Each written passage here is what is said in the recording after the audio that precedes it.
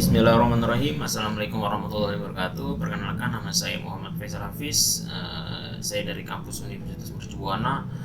Pada kesempatan kali ini saya akan menerangkan pada mata kuliah pengantar cloud computing pada materi model keamanan cloud.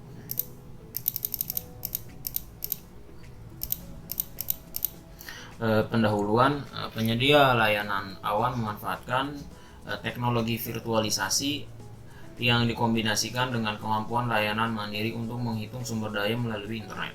Penyedia layanan cloud harus belajar dari model penyedia layanan yang dikelola untuk dan memastikan bahwa aplikasi dan data dari pelanggan mereka aman jika mereka berharap untuk mempertahankan pelanggan dan daya saing. Apakah cloud computing? Cloud computing merupakan istilah dari cloud, diartikan sebagai internet, dan cloud dan computing diartikan sebagai komputer. Definisi dari cloud computing adalah sebuah proses pengolahan daya komputasi melalui jaringan internet yang memiliki fungsi agar dapat menjalankan program melalui komputer yang telah terkoneksi satu sama lainnya pada waktu yang sama. Cloud computing sendiri merupakan sebuah teknologi yang menjadikan internet sebagai pusat server untuk mengelola data dan juga aplikasi pengguna. Cloud computing memudahkan untuk menjalankan program tanpa harus menginstal aplikasi terlebih dahulu dan memudahkan pengguna untuk mengakses data dan informasi melalui internet. Berikut ini merupakan jenis-jenis layanan dari cloud computing. Ada 3 jenis layanan cloud computing yang paling sering digunakan oleh user. Yang pertama, infrastructure as a service. Yang kedua, platform as a service. Yang ketiga, software as a service. Baik, yang pertama, infrastructure as a service merupakan sebuah layanan cloud yang menyewakan sumber daya teknologi mendasar yang meliputi media penyimpanan, storage, processing power, memori, sistem operasi, kapasitas jaringan, dan lain-lain yang dapat digunakan oleh penyewa untuk menjalankan aplikasi yang ia miliki. Jika dianalogikan, perumpamaan IaaS ini mirip dengan penyedia layanan data center yang menyewakan rak, server, atau colocation. Akan tetapi IaaS lebih berfokus ke level mikronya.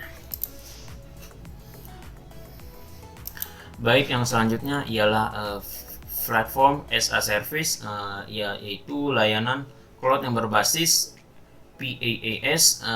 Merupakan layanan dari cloud provider yang menyediakan platform penyedia ready to use kepada para penggunanya. Provider penyedia layanan cloud bertanggung jawab untuk membuat platform dengan sistem yang stabil, handal, dan dapat beroperasi dengan sempurna ketika digunakan. Selanjutnya yaitu software as a service. Layanan IaaS merupakan layanan cloud yang lebih dulu populer karena IaaS merupakan evolusi dari konsep ASP, Application Service Provider. Sesuai dengan namanya, IaaS memberikan kemudahan bagi para pengguna untuk memanfaatkan sumber daya perangkat lunak dengan cara berlangganan, sehingga user tidak perlu mengeluarkan investasi lain baik untuk in-house development maupun dalam hal pembelian lisensi sebuah software. Berikut ini pro dan kontra dari cloud computing dari sisi keamanan. Kelebihan cloud computing dari kasus penggunaan umum, yaitu menurunkan biaya operasional IT, meningkatkan sumber daya IT yang bersedia pengembang layanan internal, dan proyeksi transformasi digital yang secara langsung mendukung unit bisnis. Akses mudah dan cepat ke hardware dan software terbaru seperti CPU dan GPU yang baru. Machine learning dan aplikasi AI dan network interface seringkali sebelum mereka menyediakan untuk pembeli perusahaan. Konektivitas yang lebih cepat baik di dalam data center dan ke pelanggan yang menggunakan network interface card atau NIC dan switch terbaru. bersama dengan sirkuit multi GBPS ke Internet Exchange Points. Direkayasa untuk skala besar, infrastructure security dan security engineering expertise yang lebih mumpuni daripada yang dimiliki sebagian besar organisasi secara internal. Infrastruktur fisik yang lebih andal daripada kebanyakan perusahaan mampu untuk membangun dan mengoperasikan, ditambah akses ke beberapa lokasi cloud yang menyederhanakan penyebaran yang berlebihan. Berikut ini kekurangan dari cloud computing, yaitu share security model yang rumit, membagi kebijakan dan manajemen keamanan antara penyedia dan pengguna.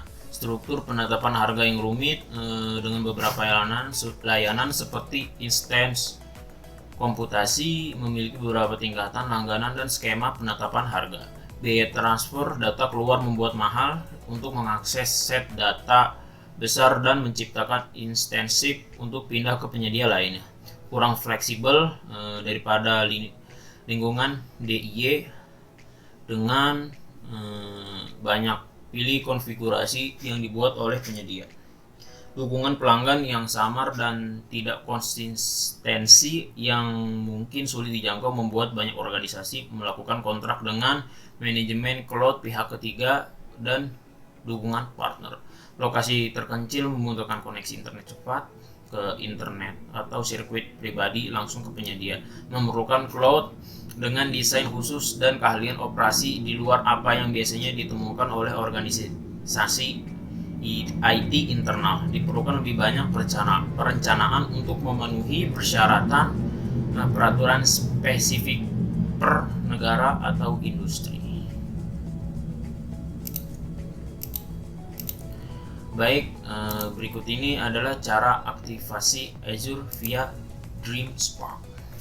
Azure merupakan layanan komputasi awan cloud computing milik Microsoft. Teknologi milik Microsoft ini merupakan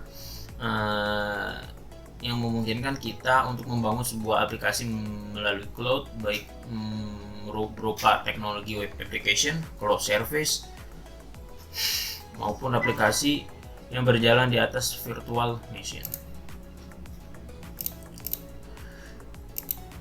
Baik, cara yang aktivasi pertama melalui Azure via DreamSpark, yaitu pertama buka halaman melalui dreamspark.com, lalu pilih Get Azure Now seperti yang ada gambar sini.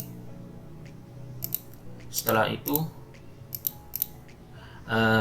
pilih Register Now untuk mendaftarkan akun Azure yang baru di sini. Lalu pilih DreamSpark Offer. Selanjutnya Anda akan dialihkan ke sebuah form. Isikan data-data sesuai dengan data yang diminta pada form tersebut. Isi dengan nomor telepon yang valid karena akan digunakan untuk verifikasi. Klik tombol Send Text Message untuk mengirimkan kode verifikasi ke perangkat selulermu. Jika sudah dikirimkan kode yang diterima dan verify code, jika kode yang Anda masukkan sesuai, maka Anda sudah siap untuk sign up. 6. Jika sudah selesai, akan dialihkan ke halaman Azure milikmu. Kemudian berikut tampilan dashboard portal Azure jika sudah berhasil diaktifasi. Sekian dari saya, kurang lebihnya mohon maaf. Wassalamualaikum warahmatullahi wabarakatuh.